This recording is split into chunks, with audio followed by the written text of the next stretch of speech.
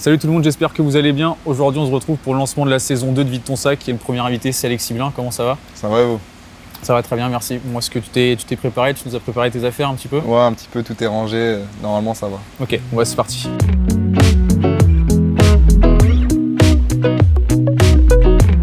Donc comme je t'ai expliqué, la première partie de Vide ton sac, c'est tout simplement vider son sac, nous montrer quelles sont les affaires que tu portes en match. Donc tout simplement dans l'ordre dans lequel tu les enfiles dans le vestiaire. Ok. Donc c'est parti, par quoi tu commences? Déjà, tu vois, échauffement. Je mets mes claquettes dans le vestiaire. Ouais. Je commence à faire quelques gammes. Voilà, claquettes classiques quoi. Mhm. Je commence à faire quelques gammes pour m'échauffer, un peu me mettre dans mon match, tu vois. Donc en claquettes?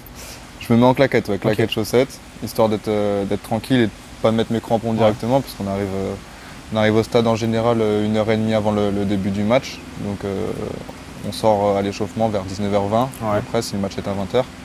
Donc on a un laps de temps entre l'arrivée au stade et la sortie sur le terrain où on peut faire des petites gammes dans le vestiaire et se mettre dans notre match. Et moi je préfère faire ça en claquettes, claquettes chaussettes. Vous avez une salle dédiée à... Ouais, on a souvent une salle dédiée, après elle est plus ou moins grande suivant les clubs dans lesquels on joue, mais voilà, c'est plutôt mes habitudes de faire ça et avec une petite paire d'écouteurs dans les oreilles pour être concentré. Ok. Ensuite? Ensuite, il arrive le moment où on va aller s'échauffer, vers 19h20 comme je t'ai dit. Là, ça dépend des matchs, mais plutôt crampons moulés ou crampons vissés, quoi. Voilà, moi je mets souvent les vissés en match. Ouais. En match, je mets toujours les vissés même.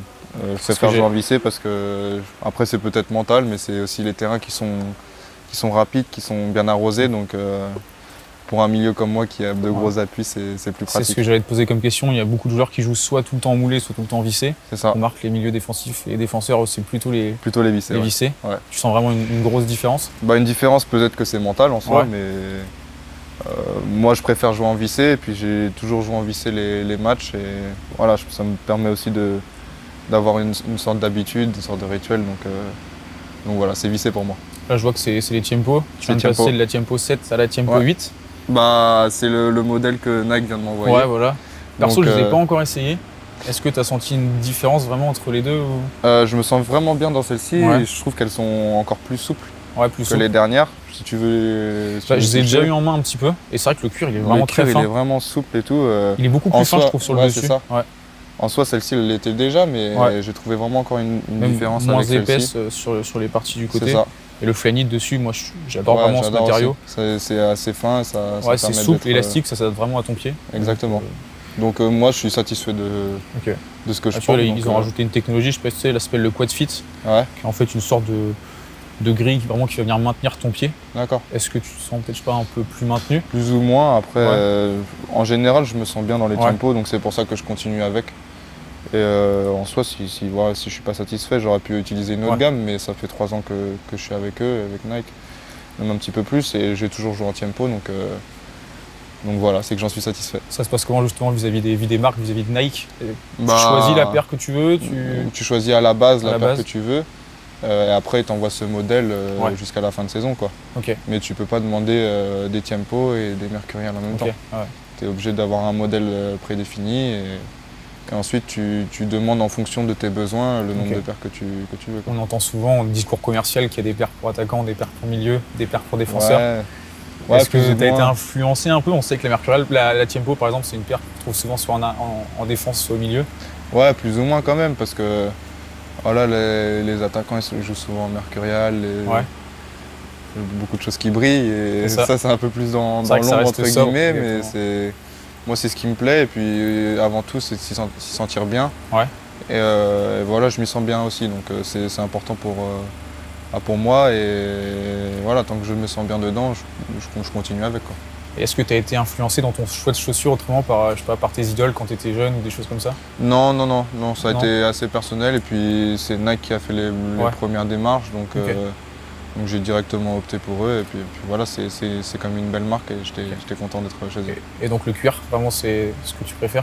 Ouais, c'est ce que je préfère. Après, pour être honnête avec toi, j'en ai pas utilisé 500 autres, quoi. Donc je peux pas me permettre de comparer avec d'autres marques. Tout ce que je sais, c'est que moi, personnellement, dedans, je me sens bien.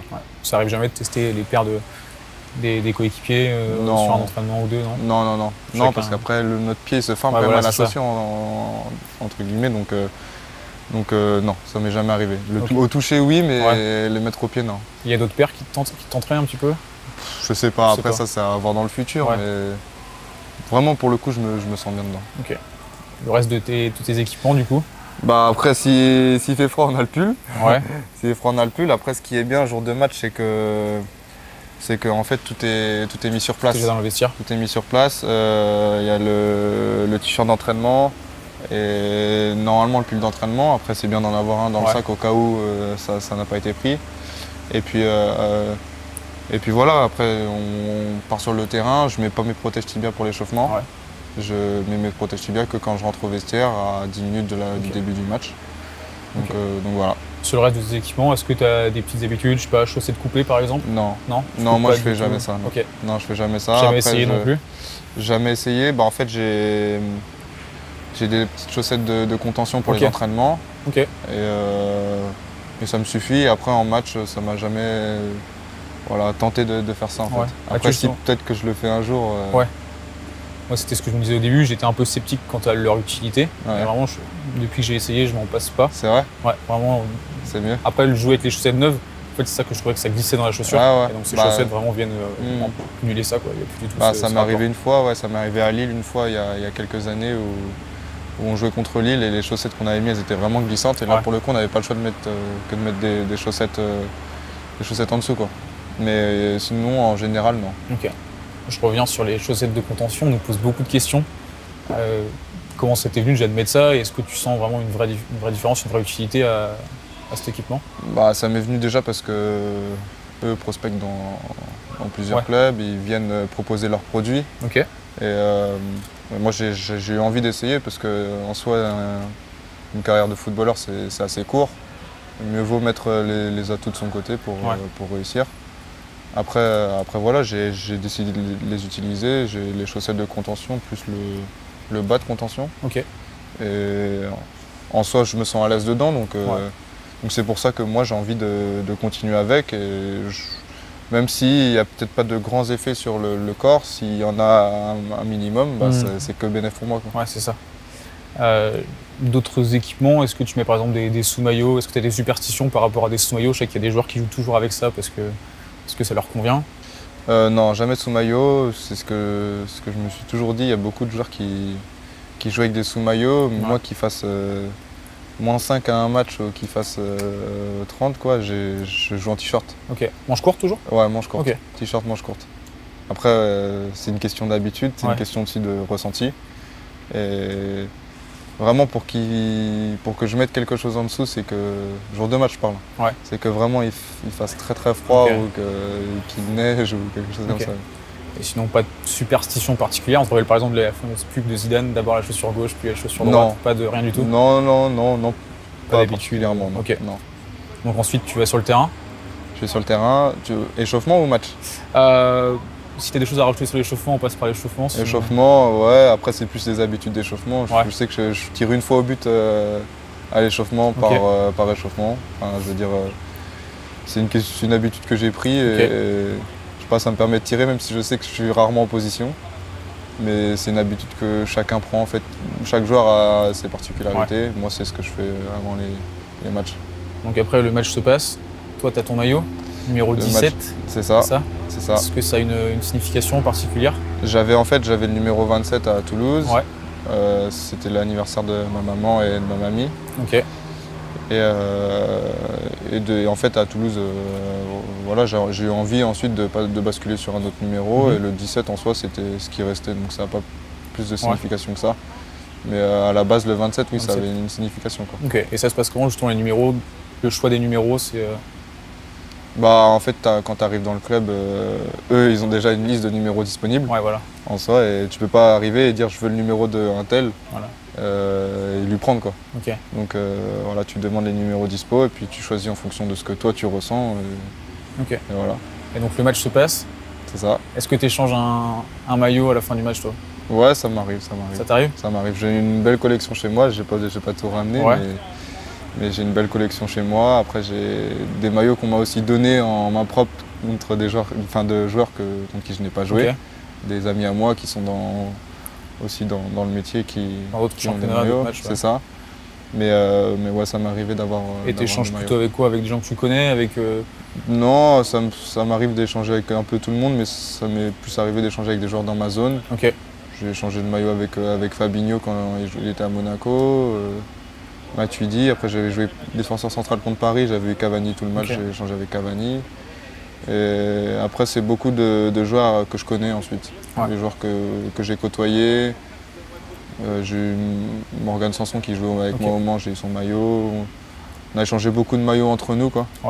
Et ça, ça fait partie aussi du truc, quoi. C'est un plaisir d'avoir le maillot d'un pote chez soi, quoi. C'est jamais trop la guerre entre les joueurs, par exemple quand on joue contre le PSG? Non, en soi contre le PSG, moi ça m'importe peu d'avoir le maillot d'un autre joueur. Après voilà, le fait de l'avoir c'est bien, mais je vais pas courir après. Voilà.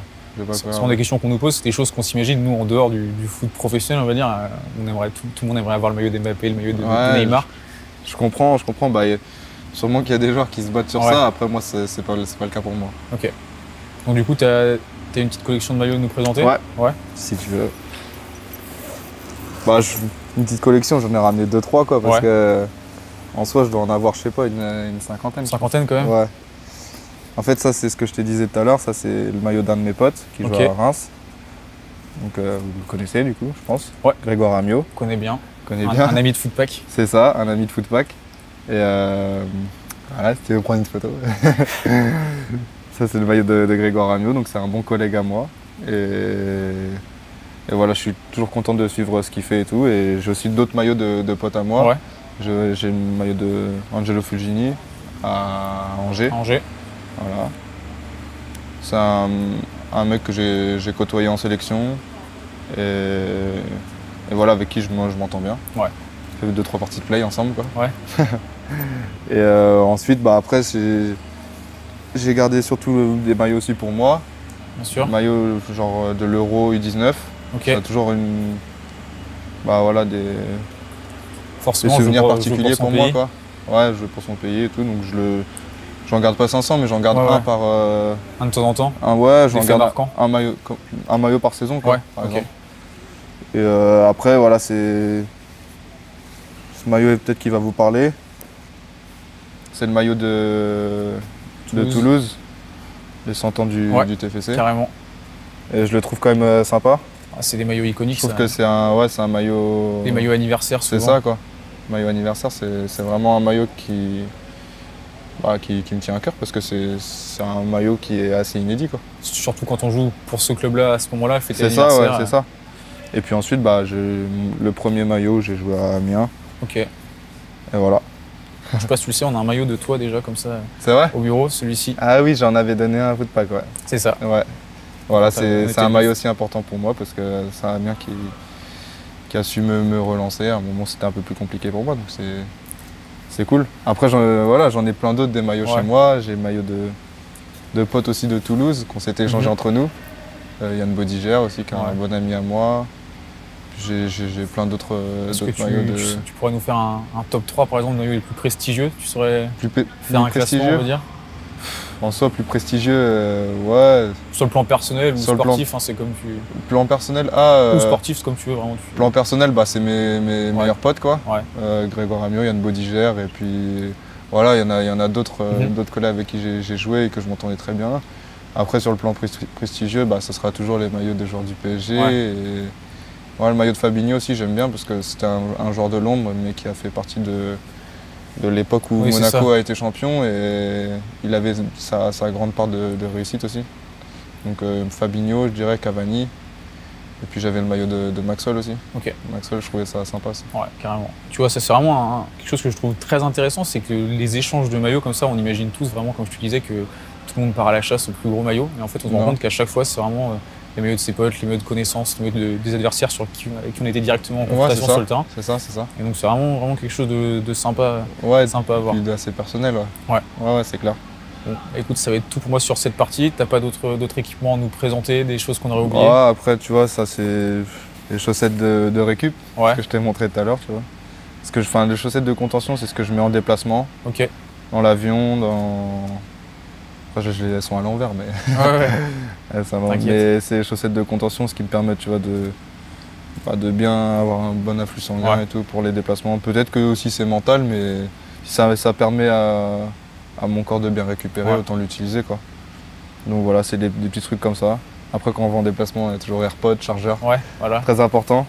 Parce que si tu les oublies, le temps peut être long. Le temps est plus long. Le temps peut être long. J'avais une dernière question pour toi. On le voit tous, les joueurs arriver avec leur petite trousse sur le terrain. Qu'est-ce qu'il y a dans cette fameuse trousse? Ah, c'est la trousse de toilette. Trousse de toilette, tout simplement. Après, moi, je la prends jamais dans mes mains, elle reste dans mon sac. Après, enfin voilà, moi, c'est une trousse basique. C'est une question qu'on nous a posée plusieurs fois aussi. Non, mais c'est vrai qu'il y en a beaucoup de joueurs qui arrivent avec ça. Moi, je sais pas ce qu'ils mettent dedans. Hein. Mais moi, en tout cas, c'est brosse à dents, tout ce qui est utile pour un déplacement, quoi. Ouais, trousse de toilette. C'est ça. Bah écoute, c'est bon pour moi. On va passer à la partie suivante. On va retracer ta carrière en quelques paires de chaussures. Allez, c'est parti. Donc dans cette deuxième partie, on va revenir sur quelques moments de ta carrière. J'ai 5 paires de chaussures en photo, des paires qui ont marqué ta carrière, on va dire, avec des événements importants. Je te montre la première, tu peux deviner ce que c'est, et ensuite on échange sur le moment. C'est dans l'ordre chronologique ou Dans l'ordre chronologique, normalement. Bah, ça doit être peut-être ma première paire quand j'ai commencé en Ligue 1, non? Ça, c'est la paire de tes débuts en Ligue 1. Donc c'était contre Lyon, c'est ça? Perdu 3-0. C'est ça. Voilà. C'était en janvier 2015. C'était le week-end où il y a eu, je m'en souviendrai toute ma vie parce que c'est le week-end où il y a eu Charlie Hebdo. Ok. Et il y avait eu des hommages un peu partout. Un peu partout en France. Et nous, on était à Gerland encore. C'était Gerland encore? C'était Gerland encore. Hommage pour Charlie Hebdo à Gerland, c'était assez poignant. Donc voilà, après c'était en soi un bon souvenir pour moi parce que c'était ma première en Ligue 1, mais c'était compliqué sportivement. Premier match déjà. À Lyon en plus. Premier match à Lyon, on prend 3-0. Je crois que j'ai jamais autant couru de ma carrière en plus. Et voilà, franchement c'était un bon souvenir quand même. Ok. Ça avait été dur quand même? Ouais, ça avait été dur. Franchement, ça avait été très dur. J'avais joué 6 et on avait pris le bouillon. Lyon, ils étaient en pleine forme. Après, j'ai préféré quand même commencer sur un match comme ça en sachant que on ne partait pas favori du tout. Et au pire des cas, la défaite aurait été logique, quoi. Donc on était 18e, je crois, eux étaient 2e. Donc pour un joueur qui effectue son premier match en Ligue 1, je pense qu'il y a moins de pression quand même, moins d'enjeu peut-être que si on joue le maintien à la dernière journée contre un concurrent direct. En 2015, tu avais quoi? Tu avais 19 ans? 2015, j'avais 18 ans. 18 ans? Ouais. Ça se passe comment quand tu fais son premier match en Ligue 1 à 18 ans? Bah paradoxalement, ça s'est bien passé parce que j'y avais été préparé toute la semaine. Le coach Casanova m'avait prévenu en milieu de semaine que j'allais sûrement jouer contre Lyon. Donc j'avais eu le temps d'appréhender les choses un peu avant, quoi. C'était pas la surprise dernière minute? Non, c'était pas la surprise dernière minute dans la compo, ah boum, je suis titulaire et tout. Non, c'était vraiment prévu. Et après, il y avait eu des mots de beaucoup de joueurs qui m'avaient rassuré aussi. Etienne Didot avait parlé un peu avant le match en disant que c'était ma première et qu'il fallait que j'en garde un bon souvenir. Et il avait dit ça un peu à tout le groupe pour que le groupe soit motivé à l'idée de bien faire. Deuxième paire, un moment important pour toi et pour Toulouse? Maintien, non? Le maintien, c'est ça. Maintien avec Duprat? Ouais, c'est ça. Le fameux match, le fameux maintien. Ouais, ça c'est le match, un des matchs le plus important de ma carrière parce que en soi celui-là je le joue pas parce que je me blesse en fait le match d'avant. Je me fais une élongation à la cuisse et je peux pas participer au match, mais le coach me prend quand même dans le groupe, donc je suis sur le banc et c'est encore pire d'être sur le banc à ce moment-là parce que tu vis les émotions encore, tu les décuples pardon. Et il se passe ce qu'on sait tous, quoi. Forcément. Enfin, le scénario improbable et tout, et puis ensuite la fête, et voilà, franchement, c'était un des plus beaux moments de ma carrière. Ok, bon, ça, franchement, j'en doute pas. Quand on voit tous les reportages qu'il y a eu après sur ce match-là, la causerie de Duprat, dans le vestiaire, justement, ça se passe comment quand on l'entend parler comme ça?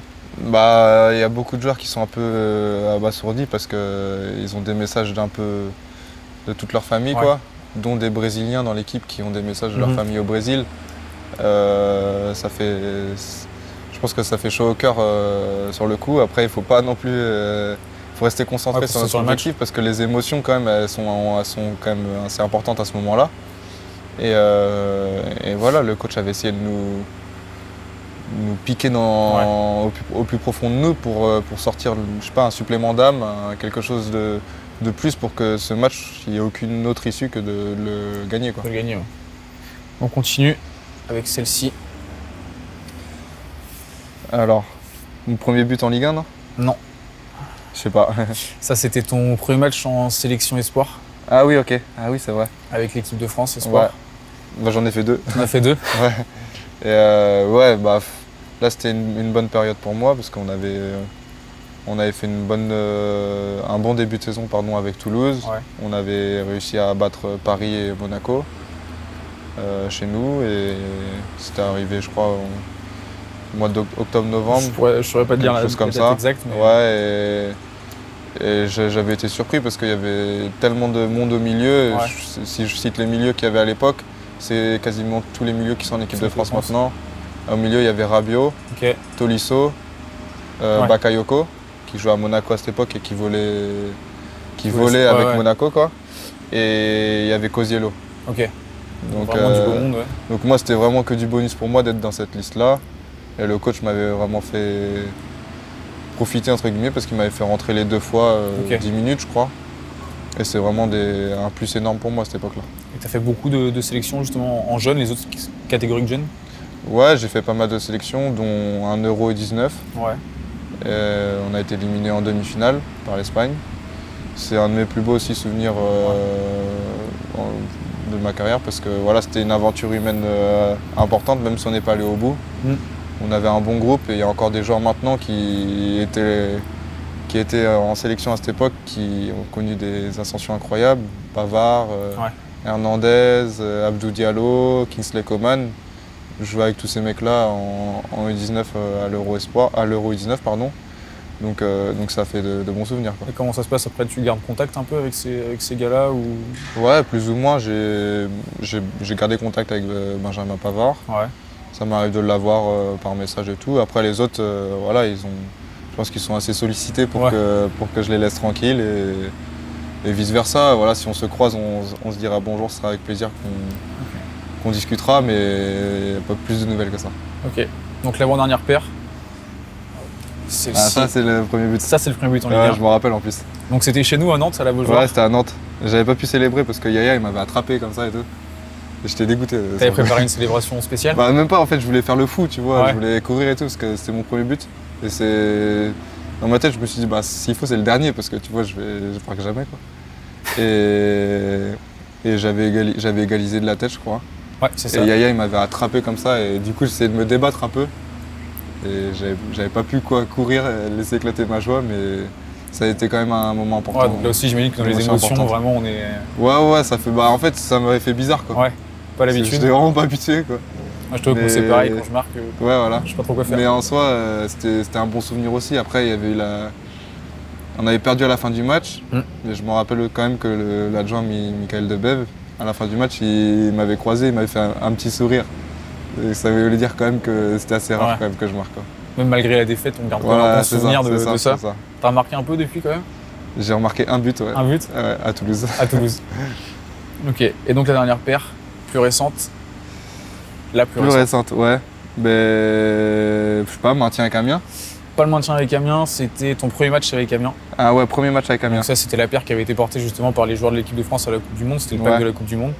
Premier match avec Amiens. Ouais. Bah, c'est simple, j'arrive ici, premier match, on joue contre Lille. Ouais. Au bout de 20 minutes, je me pète l'ischio. Donc super l'entrée. Première mitigée. Ouais, première mitigée. Parce qu'en fait, j'avais eu un été assez compliqué à Toulouse où voilà, on m'avait fait comprendre qu'il fallait que je trouve un autre projet et tout. Et donc du coup, je suis arrivé ici à moitié préparé, à moitié prêt physiquement. Et premier match, je me pète au bout de 20 minutes. Donc tu te dis, ça va être chaud quand même. Ouais. Et après, voilà, j'ai été bien pris en main, ça s'est bien déroulé. J'ai pu enchaîner les matchs durant toute la saison et puis avec à la clé le maintien acquis. Donc ça s'est plutôt bien dégoupillé. Donc comment ça se passe ici à Amiens? Tu te sens bien? Ça se passe bien, tu vois, il fait bon, on est en t-shirt. Ouais, c'est vrai qu'il fait pas mal. Non mais c'est cool, ouais. Il y a une bonne petite ambiance et un bon petit stade qui est quasiment toujours rempli. Ouais, toujours rempli. Et ça pousse bien derrière l'équipe, ça lâche pas quand on est en difficulté. Donc Voilà, on sait qu'on est à Amiens, qu'on n'est pas le plus gros club de Ligue 1, qu'on n'est pas le plus gros budget non plus, mais on se bat avec nos armes. Et voilà, pour le moment, ça nous réussit. Donc ça va être tout pour cette partie sur ta carrière. Qu'est-ce qu'on peut te souhaiter pour le reste de ta carrière, pour les saisons à venir? Bah déjà, de jouer, de profiter du foot, parce que c'est assez court une carrière, ça ne dure pas plus de... Pour les plus anciens, ça dure 15 ans maximum, quoi. Et voilà, après, prendre les saisons comme elles viennent et pas se prendre la tête. Ok, donc voilà, tu vois, nous on est à 5 jours du début de la saison où on tourne cette vidéo. C'est ça. C'est bon, t'es prêt? Ouais, je suis prêt. Pas de problème physique cette non, intersaison? Non, pas de problème physique, non. Ok, bah écoute, c'est bon, et on va passer à la partie suivante, la dernière partie. Allez, c'est parti. Donc comme je t'ai dit, dernière partie blind test. Je te fais confiance, tu fermes les yeux et je te passe. Je ferme les yeux maintenant? Ouais, vas-y. Je t'en ai sélectionné 3. Donc ça, c'est vraiment une paire collector qu'on a chez Footpack. Hop. C'est les Adidas, ça? Ouais, c'est les Adidas. Je vois là. C'est genre un peu or, non? Ouais, un peu or, c'est celle-ci. Donc ça, c'est la Predator de Zidane. Tu peux ouvrir les yeux. Tu peux ouvrir les yeux, hein, t'inquiète. Ouais, t'inquiète. Donc, Predator de Zidane. Ouais. Qu'est-ce que ça t'évoque? Bah non, mais Zizou, c'est Zizou, quoi. Ouais. C'est le mythe. C'est vraiment la sienne, ça. C'est pas le modèle, quoi. C'est un modèle qui a été fait spécialement pour les 25 ans de la paire. Ils ont fait un modèle Beckham, un modèle Zidane. D'accord. Et donc ça, c'est le modèle qu'ils portaient pendant la finale de la Coupe du Monde dans un autre coloris. D'accord. Donc coloris noir, ils ont fait une en or forcément pour tout ce qui est ballon d'or, carrière exceptionnelle. D'accord, ok. Bah je vais te la voler. Ouais. non, mais franchement, ouais, c'est... Bah c'est... Voilà, il n'y a pas besoin de grands mots, quoi. Je pense que aussi bien toi comme moi, tu en es 96, 97, on n'a pas forcément connu Zidane jouer, mais ouais, pas énormément. Un peu quand même, tu vois, la Coupe du Monde 2006, il rayonne, quoi. Ouais. Mais même si ça parle à tout le monde, quoi. Zidane, il n'y a pas de... C'est ça. Zidane, il n'y a pas besoin de mots, quoi. C'est ça. Et toi, est-ce que tu avais des idoles, justement Ça m'amène à parler de ça. Est-ce que j'ai des idoles? Ouais. Ouais, moi c'est Messi. Messi? Ouais. Ouais, je trouve que c'est le meilleur, quoi. Ouais. Après, voilà, chacun a ses débats, il y aura sûrement quelques commentaires qui diront que Ronaldo c'est le meilleur. C'est ça. Voilà. Mais moi, intrinsèquement, au niveau des qualités footballistiques, je parle. C'est vrai que c'est quand même assez exceptionnel. C'est exceptionnel. Après, il y a Cristiano qui est tout autant exceptionnel, qui fait des choses incroyables aussi, mais moi, personnellement, je préfère Messi. Okay. Pas de souci avec ça, je comprends. Paire suivante, j'ai récupéré celle-ci, avant que tu me la voles. Allez, je ferme les yeux. Hop.